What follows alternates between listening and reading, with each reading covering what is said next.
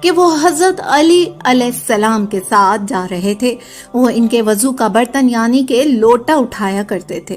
جب وہ نینوی کے قریب پہنچے، جبکہ حضرت علی علیہ السلام صفین کی طرف جا رہے تھے، تو علی علیہ السلام نے آواز دی، ابو عبداللہ رکو، ابو عبداللہ فرات کے کنارے رکو۔ میں نے کہا کیا ہوا؟ حضرت علی علیہ السلام نے کہا، ایک دن میں نبی کریم صلی اللہ علیہ وسلم کے پاس گیا، آپ کی آنکھوں سے آنسو جاری تھے۔ میں نے کہا، اے اللہ کے نبی، کیا آپ کو کسی نے غصہ دلایا ہے؟ آپ کی آنکھوں کے آنسو کیوں جاری ہیں؟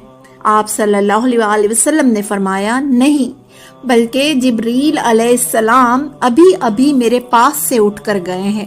انہوں نے مجھے بتایا ہے کہ حسین علیہ السلام فرات کے کنارے قتل کیے جائیں گے۔ پھر آپ صلی اللہ